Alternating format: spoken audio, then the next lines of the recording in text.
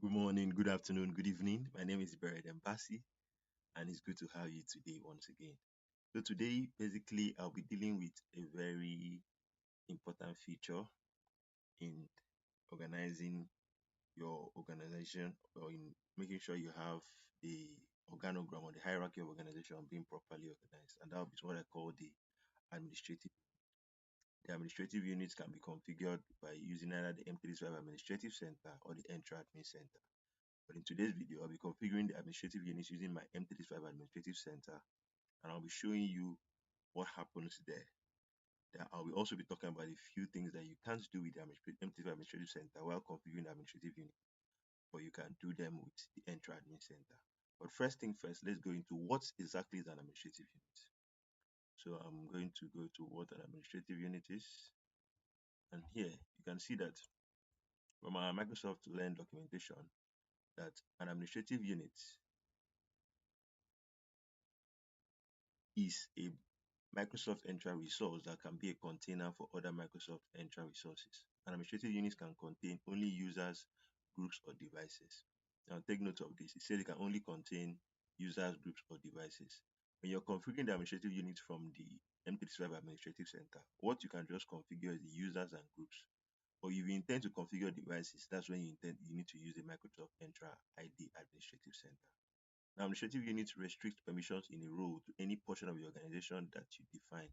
You could, for example, use administrative units to delegate the help desk administrator role to regional support specialists so they can manage users only in the region that they support.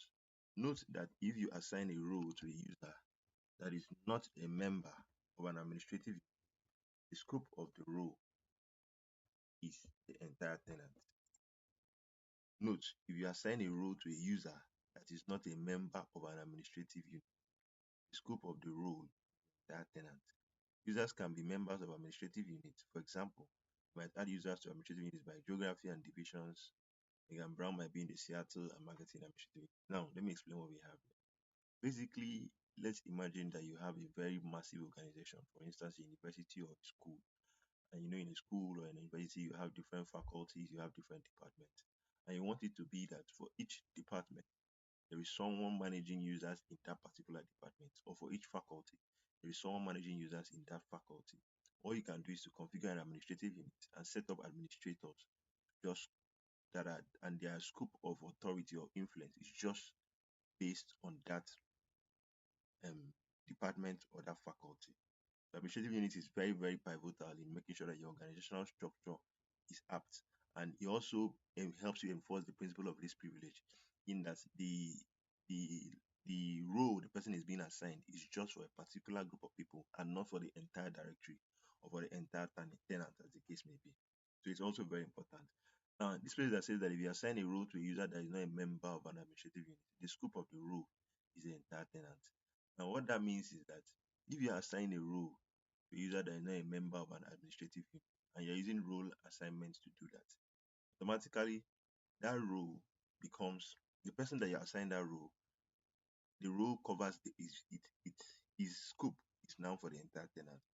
But for you to apply assign a role to a user and make him to be scoped to only a particular administrative unit, you need to do that by stepping into the administrative unit and assigning it. Get to see that as we go along. And deployment scenario can be useful to restrict administrative scope by using administrative unit implementations that are made up of independent divisions of any kind. Consider the example of a large university. I just explained that, made up of many autonomous schools, school of business, school of engineering, and so on.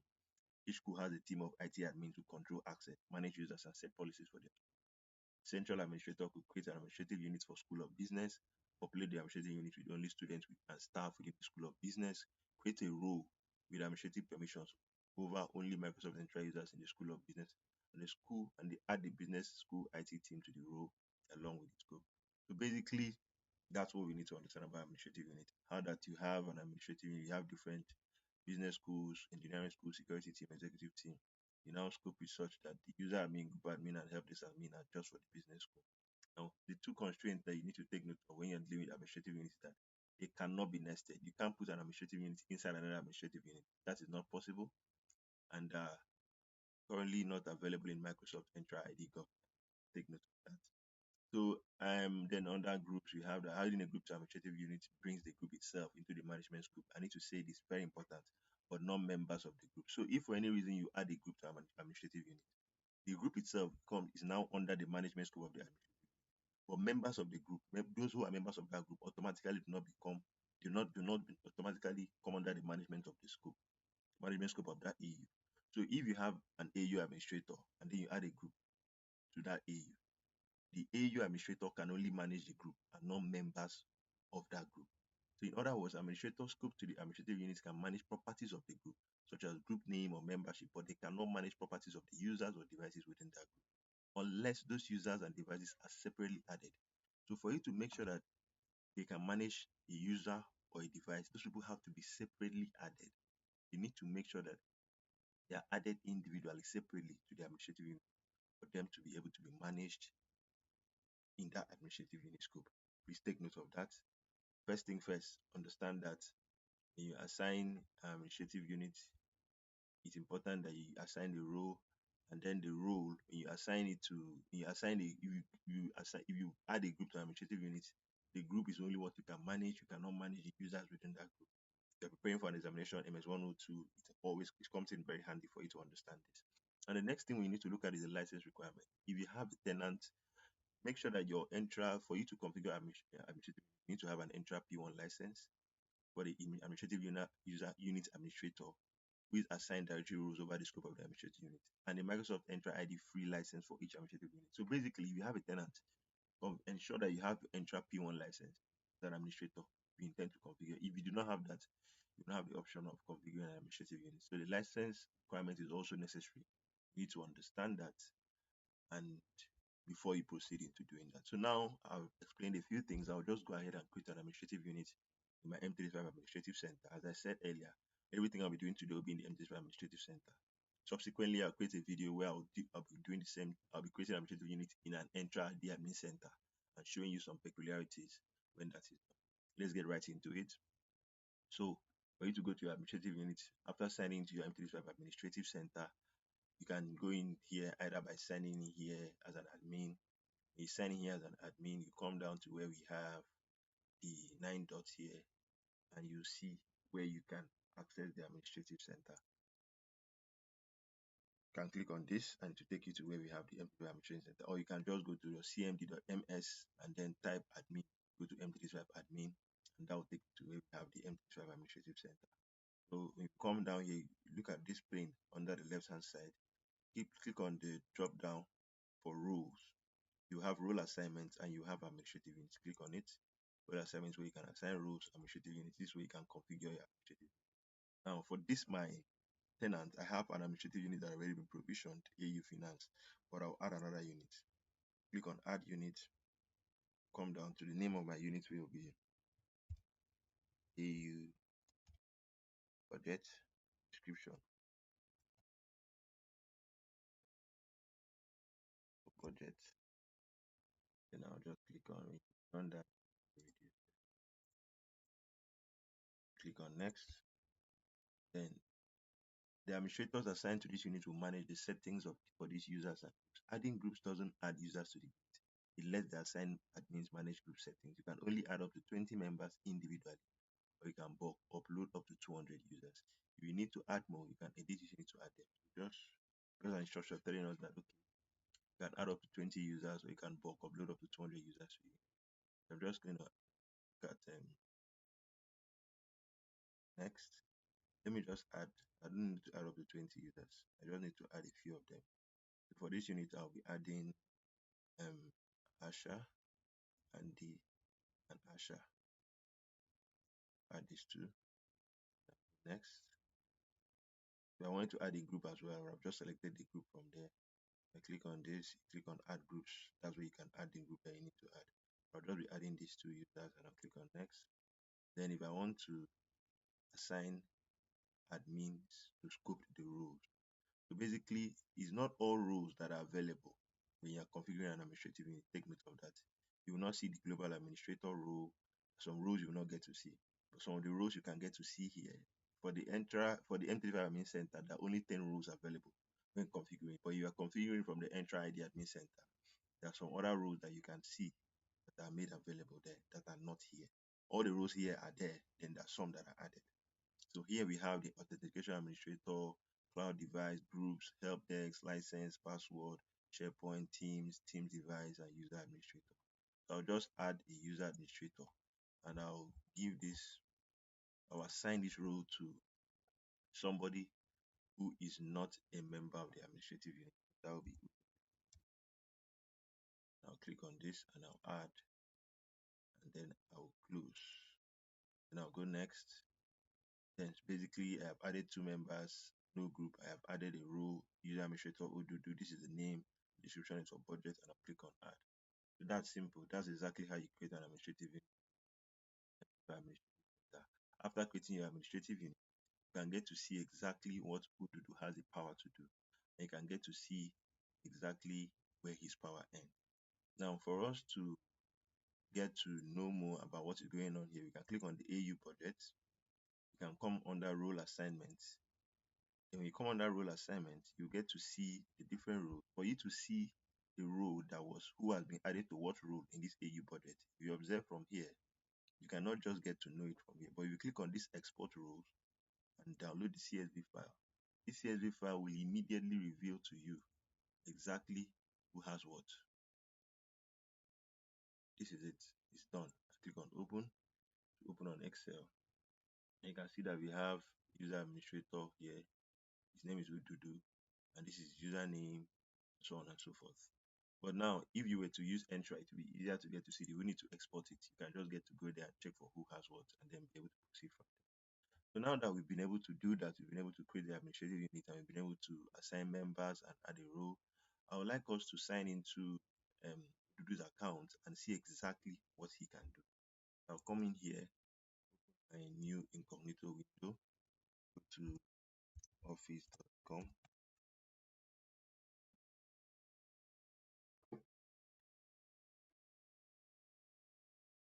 Okay, I'll click on sign in.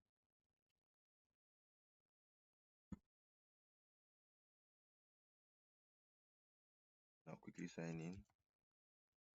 Ududu, just all there.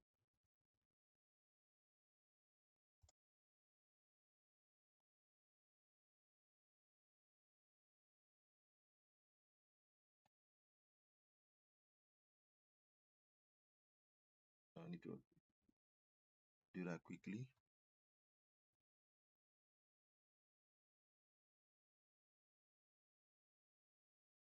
Then voila. Should I stay signed in? Yes, let me stay signed in. I know I'm still signed in just so that I do not need to re-authenticate. I'm trying to access. Signed into Dudu's account. Now we want to access where Dudu can actually effect some of the changes, some of the privileges that he has been given as an administrative unit admin. We are going to, after signing in here, you can decide to say, okay, fine, let's go use our cmd.ms to sign into the admin center. Admin 365 admin. Then that will come up, and since I already signed it, to take me to where to do this.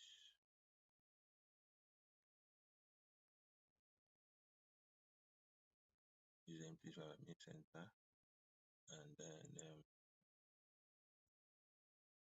it's a user administrator, but basically is scoped to just user administrator for the admin group.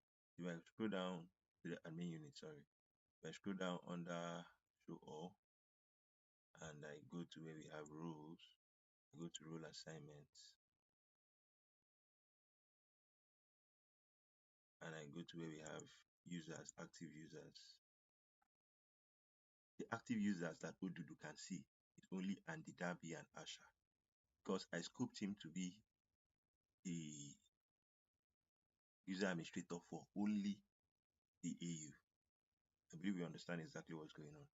This is not all the users we have, but these are the users that Odudu can control. These are the users that he can reset password for. These are the users that he has the ability to effect changes for. He doesn't have the ability to effect changes for everybody, just these two people. These are the people that are scooped under his administrative. Very important. If he wants to reset the password of any of them, he can select it. If he wants to edit their details, he can go there, effect those changes, and those changes will be reflected. So it's very important that we understand that basically he has the right to access the administrative center, but the right he has to access the administrative center limited. He cannot do it. He doesn't have a tenant wide privilege. It's just to a certain group of people that we have scheduled for him to be able to change or for him to be able to manage. It's not for everybody. So as I said, he obeys the principle of least privilege. Make sure that everything that we need him to, what we need him to access or control, is just these two people, and it's very, very, very effective. Now, the next thing I want to show us is basically how we can add a group and how we'll still assign Ududu as they want to manage the um, Ududu as they want to manage the group. So if I come back here, go to this, you come here and check on users, you see that the active users for this my main tenant, there are a whole lot because this is a tenant-wide rule. But if you come to Ududu and check, you realize that it has only 2 users to manage from the users active users panel. If I come down to my administrative units over here and I go to where we have um, AU budget and I want to add a group, I can click on add groups. I select that. Okay, fine. I want to add team A and I add team for instance, and I refresh this and I refresh it. Now I can come back to where Ududu will be. That the active, if I click, let me check the active teams and groups for Ududu first. The name it has populated. Team A has been added. It was empty, but team A has been added. That's because I just assigned team A to be under the jurisdiction of Ududu, where he can come and change it and work on team A based on the rule I assigned. So it's very important and it helps to um, organize your organization, make sure that everything that you need to do when it comes to obeying the principle of least privilege and obeying role assignment, very easy, very effective, and it's also very, very useful. And another thing I need to make you understand, I need to tell you is this. Make sure that the license you have for the person that is the administrative unit administrator is the Entra P1 license at least, and the people that you're adding should have at least the Entra ID free license. And then also take note that administrative units cannot be nested. You cannot carry an administrative unit and put it inside another one. That's not possible, and it's not supported for Microsoft Entra ID governance for now. Then also take note of the fact that um when the groups are added to administrative units, the only changes that he can effect is to the group itself and not to members of the group. So if you come in here and say, okay, fine, let's see, these are the members, but he cannot edit much. He can just maybe manage the group itself, but he cannot manage the members of the group. Now, in this particular group, we have Andy, Asha, and Ududu in the group already. But his management does not reach the members. It's just about the group settings, things that pertain to the group, but not things that pertain to the members of the group. That you've added the group to the administrative does not mean that automatically all the members are added. Why these people are reflected here is because those are people that are members of Team A. And that's just what you need to take note of. So I believe with this, you understood that administrative units are very effective, and I will need you to let me know how you deployed it in your organization and what challenges you encountered or what you have learned. So I want to say thank you so much for coming to my channel and learning today. This video will be very short, and I believe I'll see you next time. Thank you very much, and bye bye.